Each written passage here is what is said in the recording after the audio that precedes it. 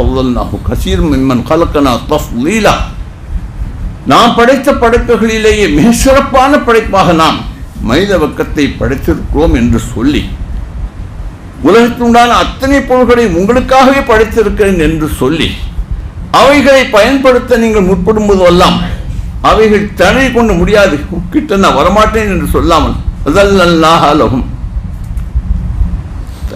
உங்களுக்கு அவைகள் தங்களை கேவலப்படுத்தி முன்னால் வந்து நிற்கின்றன. என் கழுத்தில் கத்தி வைக்க போற என் கழுத்து அருன்னு சொல்லு. ஆடு மாடு ஒரு உத விட்டா நம்ம இந்த மூலைக்கு போவோம். எப்படி ஜல்லல்லாஹும் அல்லாஹ் சொல், உங்களுக்கு கீழ்மைப்படக்கூடிய நிலையிலேயே நாம் அவைகளை ஆக்கியிருக்கிறோம். கத்தி கையில் இருக்கு, அறுக்க போறான்னு தெரிஞ்சும் கூட சாப்பிட்டாங்க. குர்பான் கொடுக்கும்போது ஒரு ஒட்டமாக கழுத்து நீட்டிட்டு வந்துச்சான். உங்க கையால நம்ம குர்பான ஆத்து கொடுத்து வைக்கணும் சுவான் அல்லாஹ்.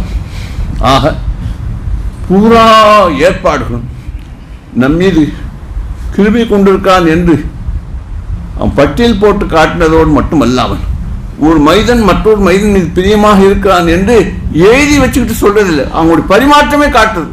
அல்லாஹ்வும் நம்ம மனிதனும் ரெண்டுக்கும் மத்தியில் உண்டான பரிமாற்றமே காட்டுகிறது. எந்த சிஷ்யருக்கும் செய்யாத மாபெரும் உபகாரத்தை மனிதர்களுக்கு மட்டும் தான் செய்திருக்கிறான்.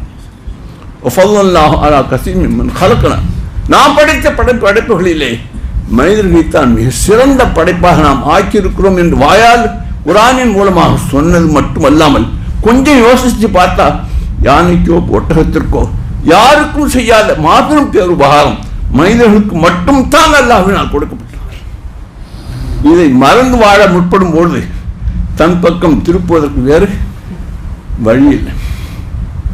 ஏதாவது செஞ்சா தான் நம்ம பக்கம் வரும். அதனால இந்த சின்ன சிரமங்கள் கஷ்டங்களை கொடுத்து அப்போ இந்த மரம் மண்டையில் இந்த புத்தி வராதா என்று விருப்பம் இல்லாமலே செய்யக்கூடிய ஏற்பாடாகத்தான் துன்பங்கள் நம்மை வந்து அணுகுகின்றன என்பது தான் பேச்சின் சுருக்கம்.